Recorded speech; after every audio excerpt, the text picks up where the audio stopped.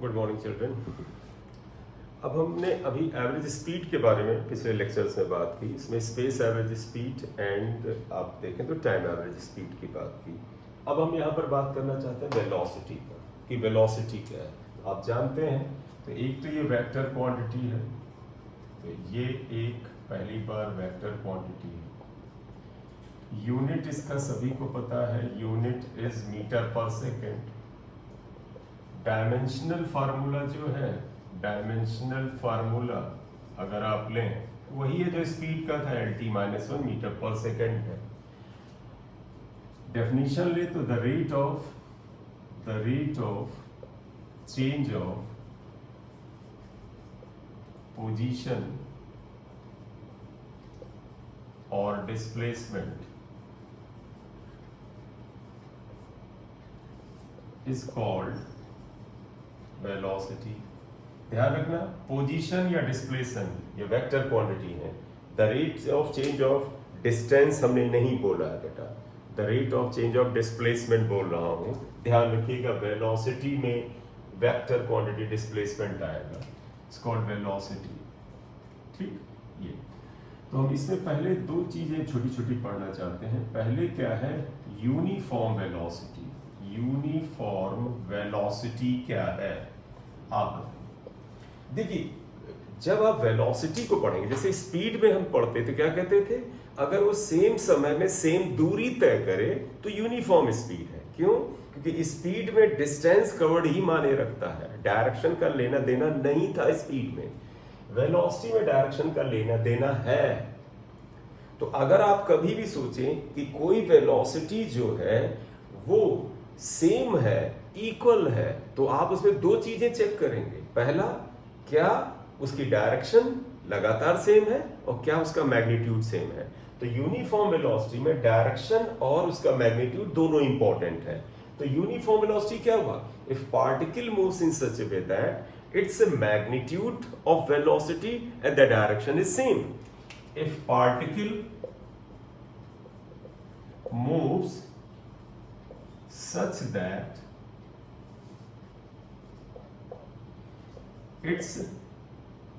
that magnitude and direction, magnitude of velocity and direction are same,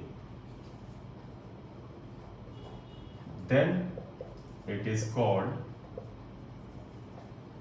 uniform velocity. Uniform मतलब similar, constant velocity.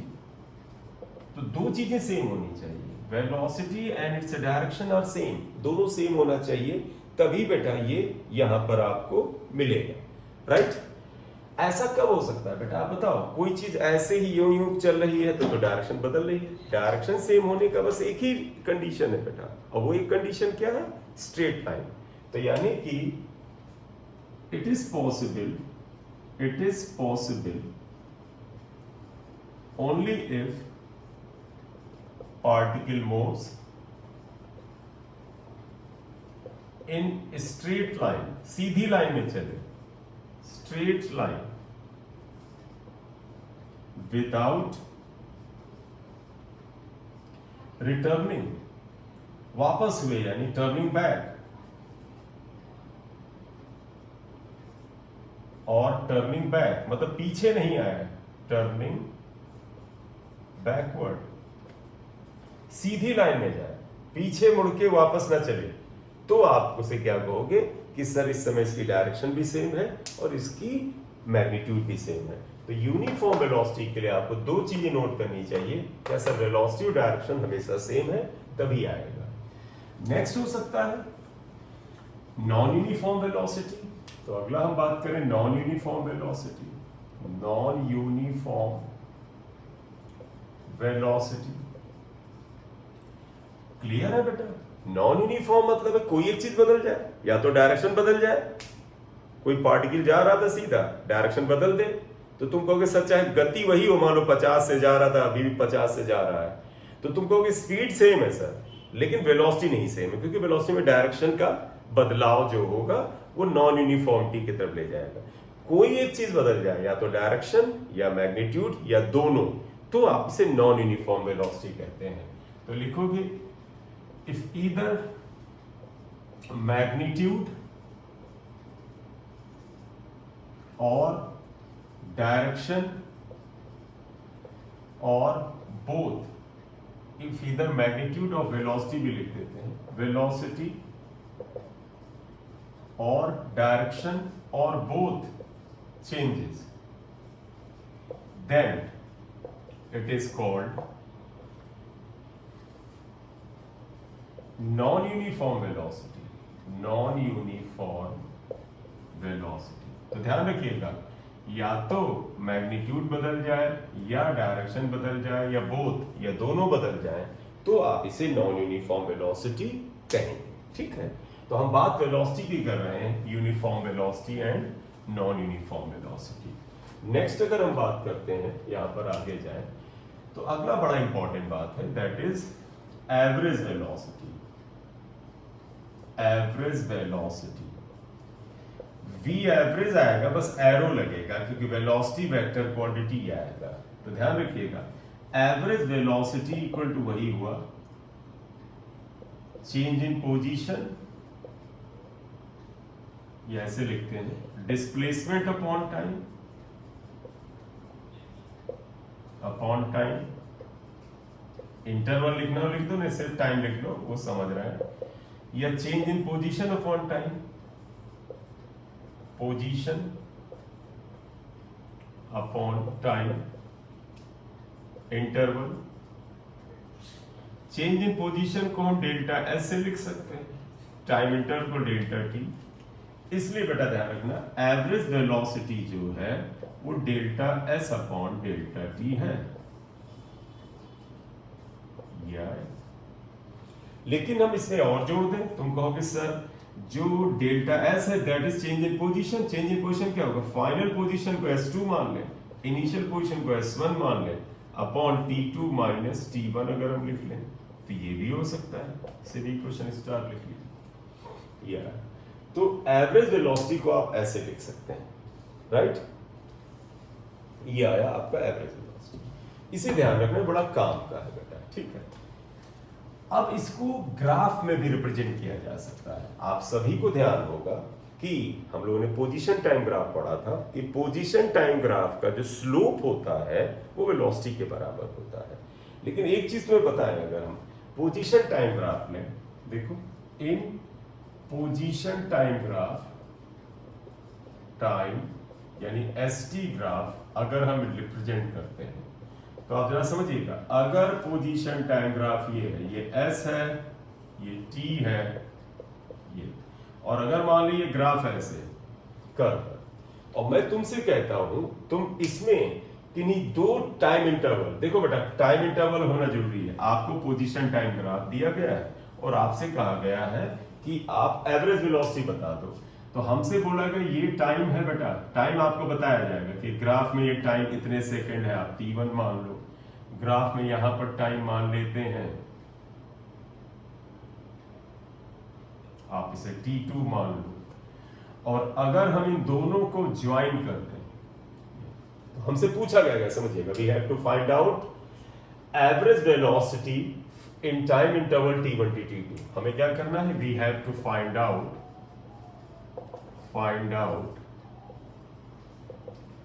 Average velocity from T1 to T2। हमें T1 से T2 तक average velocity चाहिए, तो अगर हम T1 से T2 तक एवरेज वेलोसिटी चाहते हैं तो इसके लिए बेटा आप ऐसे कहना सर हम T1 के करस्पॉन्डिंग ये पॉइंट लोकेट करेंगे, T2 जो टाइम है उसके करस्पॉन्डिंग ये पॉइंट लोकेट करेंगे, दोनों को मंडलाते हुए स्ट्रेट लाइन ड्रॉ करेंगे और इस स्ट्रेट लाइन का स्लोप निकालेंगे। हम इसका स्लोप निकालेंगे, देखो स्लोप क्या होता है, आप ध्यान दीजिएगा, ये क्या आ जाएगा, चेंज अलोंग y एक्सिस पे डेल्टा एस है तो डेल्टा एस लिख लो, एरो लगाना चाहो लगा दो, 1D में होगा तो एरो नहीं लगेगा, 2D 3D में होगा लगेगा, आप इसे डेल्टा टी ले लो। हालांकि हम यहाँ पर मेजरमेंट लेते हैं, हम इसकी वैल्यू लेते हैं, तो इसलिए एरो का कोई मतलब नहीं, देखो हम यहाँ S2 इसकी वैल्यू लेते हैं, S1 यहाँ पर ग्राफ में पढ़ते हैं, तो आप हटा भी सकते हैं, लगाए रहिए, कोई फर्क नहीं पड़ता। ये अब आप देखो यहां से यहां तक अगर स्लोप निकालें तो आप क्या लिखोगे, join P1 and P2, then slope of line joining P1 and P2 is equal to m is equal to tan theta would be equal to average velocity, क्योंकि तुम्हें पता है पोजीशन टाइम ग्राफ का स्लोप वेलोसिटी होता है, तो ये आएगा। देयरफॉर बताइएगा एवरेज वेलोसिटी इक्वल टू क्या हो जाएगा, उल्टा लिखते हैं, स्लोप m जो इसका स्लोप होता है इक्वल टू tan थीटा, और tan थीटा कितने के बराबर है आप डायग्राम में देख लीजिएगा। देखो tan थीटा होता है परपेंडिकुलर अपॉन बेस, यानी delta s upon delta t। तो अगर आप इसका स्लोप निकाल लें तो आपको एवरेज वेलोसिटी मिल जाएगा, delta s upon delta t is equal to slope m, और आप लिखना चाहें तो s2 minus s1 upon t2 minus t1। तो ओवरऑल ये आया कि अगर ग्राफ का पॉइंट P1 और P2 को एक लाइन ऑफ इंटरसेक्शन ड्रॉ करो और उसका स्लोप निकाल लो तो आपको वहां से एवरेज वेलोसिटी मिल जाती है। क्लियर? ये आया, और ये बड़ा इंपॉर्टेंट भी है, ठीक है। चलें अब हम बात थोड़ा सा एक करना चाहते हैं,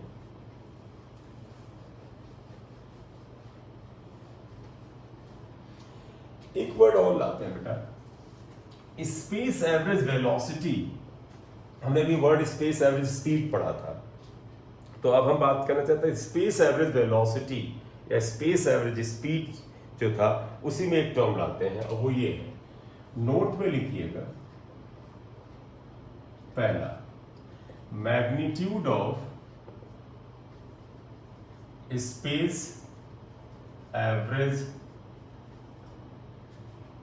वेलोसिटी। ध्यान रखना वेलोसिटी टर्म लाया है, अगर कोई पार्टिकल स्ट्रेट लाइन में चलता है तो एवरेज वेलोसिटी और एवरेज स्पीड सेम होता है, आपको याद होगा, ठीक है।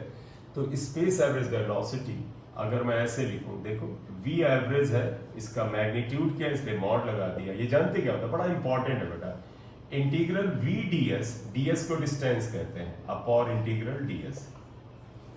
लिमिट्स क्वेश्चन तय करेगा, राइट। हम उस क्वेश्चन में आएंगे और लिमिट तय करेंगे कि वो यहाँ पर क्या होंगी लिमिट्स, हम वहां पर बात करेंगे, ठीक है। या इसी तरह से अगर आप लिखें magnitude of time average velocity, magnitude बेटा मैग्नीट्यूड, तो देखो एवरेज अभी भी है लेकिन ये टाइम एवरेज है, टाइम ये हमने स्पेस लिया था, इसी देखो बेटा स्पेस और डिस्टेंस, तो यहाँ ds लिखो, टाइम अंदाजा मिल गया होगा, यहाँ dt आने वाला है, ये that is equal to integral v dt upon integral dt। Limit हम क्वेश्चन में डाल देंगे। तो ये दो फॉर्मूले हमारे काम के हैं, जो कि टाइम एवरेज, आप चाहे स्पीड भी लिख सकते हैं, वेलोसिटी भी लिख सकते हैं, क्यों? क्योंकि स्ट्रेट लाइन में इस एवरेज स्पीड और एवरेज वेलोसिटी दोनों क्या होते हैं, सेम होते हैं, ठीक है। जरूरत होगी तो डिस्टेंस को हम x से डिनोट कर लेंगे, जरूरत होगी डिस्टेंस को हम y से डिनोट कर लेंगे, z से डिनोट कर लेंगे, r से डिनोट कर लेंगे, एक्सेट्रा। ये आना। अब ये जो दो फार्मूले हमने जस्ट अभी बताए हैं, इनका तुम्हें इस्तेमाल बताते हैं, जरा देखिए। एक बड़ा पॉपुलर क्वेश्चन है, पहले शायद जी एडवांस वगैरह में आया, फिर जी मेंस के लिए एक बड़ा पॉपुलर क्वेश्चन बन गया, फिर डिफरेंट एग्जाम में लगातार आता है। अब वो ये है, बड़ा अच्छा क्वेश्चन है, a particle starts from rest का मतलब है इनिशियल वेलोसिटी 0 है, with constant acceleration, then find out ratio of magnitude of space averaged and time averaged velocity. ठीक, तो find out the ratio of, ratio बताना, starting from rest, u zero है, constant acceleration a जिंदा है, इसका मतलब a रहेगा यहाँ पर, हमें ये बताना है। देखो बेटा, अगर आपको ये सवाल करना है तो सबसे पहले एक चीज मैं तो कहूंगा, आप ये इक्वेशन चलो साइड वर्क कर लेते हैं, मैं साइड बता दूं, इन तीनों इक्वेशन का हम इस्तेमाल करेंगे। v equal to u plus a t, ये आपको पता है, इसे पता है u जीरो लिखा है तो v, चलो हम बाद में लिख लेंगे, s equal to u t plus half a t square, और v square equal to u square plus 2as। हम इन तीनों का इस्तेमाल यहाँ पर कर सकते हैं। कैसे करेंगे चेक करते हैं। सोल्यूशन में आते हैं। इन्होंने बोला ratio of magnitude of space average speed, तो पहले हम स्पेस एवरेज स्पीड निकालें। देखो बेटा, स्पेस एवरेज स्पीड अगर v एवरेज लें तो integral v ds upon integral ds था, ये आप ध्यान दीजिए।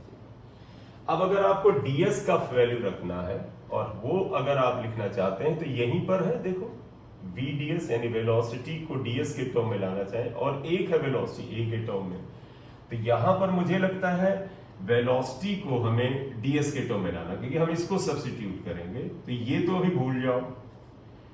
तो देखो बेटा, वेलोसिटी का ये वाला फार्मूला ds के टर्म में है, तो हम इसका इस्तेमाल ऐसे कर रहे हैं, जरा देखिएगा। Since v square equal to u square plus 2as, v square equal to 0 square plus 2as, क्योंकि रेस्ट में है इसलिए 0, इसलिए बेटा देखिएगा v equal to under root 2as आया, ये वैल्यू दिख रहा है, ये यहां पर रखेंगे, तो therefore v average equal to कितना आ जाएगा, देखिएगा बेटा, इंटीग्रल ये v की जगह लिख देंगे 2as की पावर हाफ, अंडर रूट का मतलब बेटा पावर हाफ होता है, ds अपॉन इंटीग्रल ds आप सबको सभी पता है s होता है, लिमिट डालना, लिख लो 0 से s आपको लिखना है, लिमिट देखो डिस्टेंस की ds है तो डिस्टेंस की यूनिट, ds यहां पर भी है, डिस्टेंस की यूनिट आएंगे, तो आपको लिखना है, लिख लें 0 से s, ये आया। तो अगर हम इसे सॉल्व करें तो देखिए ये क्या आएगा, कुछ कॉमन आएगा, देखो 2a की पावर हाफ कॉमन आएगा, इवन अंडर रूट आएगा, देखो 2a हाफ का मतलब अंडर रूट, 2a कॉमन ले लो, इंटीग्रल में बचेगा s की पावर हाफ ds, और 0 से s है, यहां लिमिट रखो, देखो s की जगह अपर लिमिट s की जगह लोअर लिमिट 0, ये आया, अंडर रूट 2a अपॉन ये s है, यहीं रखा रहने दो, इंटीग्रल s ds का फार्मूला सभी को पता है बेटा, इंटीग्रल s ds का फार्मूला अगर मैं यहाँ पर लगाता हूँ तो ध्यान रखिएगा, ये पोर्शन हटा रहा हूँ फिलहाल, इंटीग्रल s ds का ये फॉर्मूला लगाएंगे, इंटीग्रल x की power n dx is equal to x की power n plus 1 upon n plus 1, बेटा ये फॉर्मूला यहाँ लगा रहे हैं, देखो s की पावर ये, तो s की power n plus 1 upon n plus 1, ये आ जाता है। लिमिट डालना डाल दो, हालांकि जब सेम लिमिट हो तो बहुत ज्यादा कैरी करने से कोई फायदा नहीं हो। तो देखो बेटा, v एवरेज यहाँ पर जो आ गया, हालांकि ये ध्यान रखना स्पेस एवरेज है, तो under root 2a upon s, जरा यहां देखना क्या आता है, यहां s की पावर 3/2 आएगा, और यहां पर s की पावर 3/2 आएगा, लिमिट 0 से s है, अंडर रूट 2a/s है, यहां आ जाइए, ये 2/3 आप मानो, देखो बेटा 3/2 2/3 आप बाहर निकालना चाहे तो यहां पर निकाल लीजिए, 2/3s, यहां देखो s की पावर 3/2 माइनस s की जगह 0 लिखें, 0 की पावर 3/2, ये आया, तो v एवरेज आ जाएगा यहाँ पर 2/3 अंडर रूट 2a, s को स्क्वायर रूट में ले जाना तो ऐसे स्क्वायर कर ले, और बेटा ये देखो बेटा आ जाएगा s की पावर 3/2, थोड़ा सिंप्लीफाई करना चाहते तो आप ऐसे भी कर सकते हैं, 2/3 अंडर रूट, देखो बेटा 2a अंडर रूट के अंदर है, इसे अंडर रूट में लाओगे तो पता है 1/2 अंडर रूट होता है, 3 रहेगा, तो लिखो 2as, कहीं पर देखना एक्स्ट्रा तो कुछ नहीं लिखा, 2a ऑलरेडी चल रहा था और उसके बाद ये 2/3 आया है, फिलहाल सही चल रहा, कोई चीज मिसिंग ना होने तो आखिरी में समस्या आती है। यहाँ पर देखो अंडर रूट में कर लिया, s हो गया, और यहाँ s तो ऊपर था नहीं, s की पावर 3 हो गया, यहाँ s स्क्वायर हो गया, ये कैंसिल हुआ, तो फिलहाल इसका आंसर हमारा ये आया, क्या? This would be equal to under root, आप चाहे 2/3 रखा, ये आया 2as, इतना आया 2/3 अंडर रूट 2as। इस इक्वेशन को हम x1 लिख लेते हैं। या ध्यान रखना, हमें रेशियो निकालना है, अभी खत्म नहीं हुआ है, अभी हमने सिर्फ स्पेस एवरेज स्पीड निकाला है, इसको हमने यहां पर v एवरेज लिखा है, ठीक है। अब हमें चाहिए इसमें time average speed, time average velocity, उसका मैग्नीट्यूड रखना है, इवन आप लिख लें, magnitude of time average velocity, आप इसका अगर मैग्नीट्यूड निकालते हैं, ये आ रहा है, इसी का बेटा कंटिन्यूएशन पार्ट है। तो आप ध्यान रखना, टाइम एवरेज स्पीड का मैग्नीट्यूड निकालना है तो इसे डैश से लिख लेते हैं, क्योंकि हमने v एवरेज लिखा था, ये था स्पेस एवरेज, ये टाइम एवरेज लिख रहा है, ठीक है। तो आप देखिएगा था integral v dt upon integral dt, limit 0 से t ही है, ना लेके चले तो भी चलेगा, v की वैल्यू t वाली रखो। तुम्हें याद है यहाँ पे देखो साइड वर्क कर रहे हैं, since v equal to u plus at, v की वैल्यू t में रखना है, क्योंकि dt है इसका, तो v की वैल्यू t का फंक्शन में ही आ सकती है, इसे 0 लिख लो प्लस at, तो v इक्वल टू at आ गया, ये आ गया, ठीक। तो यहां पे देखो इंटीग्रल at आया और dt आया 0 से t, लिमिट हम इसलिए लगा रहे हैं, किसी क्वेश्चन में लिमिट लगाने की आदत हमें हेल्प करती है। इंटीग्रल dt t ही होता है, 0 से t, a कांस्टेंट है बाहर निकाल लो, इंटीग्रल t dt, ये क्या आएगा, t की जगह अपर लिमिट माइनस t की जगह लोअर लिमिट, ये आ गया। तो v डैश एवरेज जो कि टाइम एवरेज स्पीड है a, इसकी जगह वही फॉर्मूला लगा बेटा, ये वाला x की power n plus 1 upon n plus 1, देखो तो आ जाएगा t की पावर 1 प्लस 1 अपॉन 1 प्लस 1, ये 0 से t आया, ये t मानो यहां लिख लो, देखो a अपॉन t, ये t स्क्वायर बाई 2 आया। फिलहाल ये t लिमिट रखोगे तो सेम ही आएगा बेटा, a अपॉन t, 2 बाहर निकाल लो, देखो t की जगह upper limit t square minus 0 square, ये फार्मूला हमें ध्यान रखना है, इसको हम नहीं मिटा रहे क्योंकि हमारा ये आया था, हम इसको बाद में लेकर चलेंगे। तो आई होप आप इसे एक बार लिख ले, आपको लिख ही लिया होगा, वीडियो पॉज करिए, लिख लीजिए, कैलकुलेशन पकड़िएगा कहीं पर कोई मिस्टेक ना हो, क्योंकि वो फिर आखिरी में समस्या करता है। अभी हम इसे लिखें तो देखो v एवरेज डैश क्या आता है हमारा, a/2t into T square cancel होगा, तो v average dash equal to at/2 आता है, फिलहाल यह है, राइट। तो अगर हम इसको ऐसे लिखते हैं तो देखो ये x2 आ गया, ये हमने स्पेस एवरेज निकालता, ratio, therefore ratio v average, ये स्पेस एवरेज निकाला था, v एवरेज डैश हमने टाइम एवरेज निकाला है बेटा, ये टाइम एवरेज स्पीड निकाला, स्पेस एवरेज, ये आया था इतना 2/3 अंडर रूट 2as, ये आया है a/2t। अब हमें इसे सिंप्लीफाई करना है यहाँ पर, तो आप देखिएगा थोड़ा सा एक काम करते हैं, ये सब कुछ हम स्क्वायर रूट के अंदर ले जाना चाहते हैं, तो हमारा चीजें सिंप्लीफाई होने लगेंगी। जरा देखिए, ऐसा करते हैं, ये तो ऊपर लिए जाए तो देखो 2 और 2 4 हो जाएगा, 4/3a आ जाएगा, और यहां पर देखो बेटा 2as है, इसको स्क्वायर रूट में रखोगे तो t स्क्वायर है। हमें बेटा आपको एक चीज पता है कि आपका आंसर जो है, डेटा कुछ दिया नहीं है, सब गायब होकर न्यूमेरिक आना चाहिए, तो न्यूमेरिक आंसर के लिए अब हम इस पे जाएंगे। देखो ये क्वेश्चन जा रहा है, since s equal to ut plus half at square, u 0 है, s equal to 0 plus half at square, यहां से t स्क्वायर की वैल्यू निकालेंगे, तो देखो t square equal to 2s/a आता है, देखो t square is equal to 2s/a, ये वैल्यू आई है यहाँ। तो अगर आप ये रेशियो लें, इक्वल टू क्या आया, 4/3a अंडर 2as, हमने t स्क्वायर की वैल्यू 2s/a निकाला, वापस आ जाए 4/3a अंडर रूट, देखो ये ऊपर गया 4a²s/2s आया, a से a² कैंसिल होगा क्योंकि बेटा स्क्वायर रूट से बाहर लाओगे a हो जाएगा, s से s कैंसिल होगा और आप देखें यहां पर 2 से ये 2 कैंसिल होगा, 2 आएगा। तो श्योर,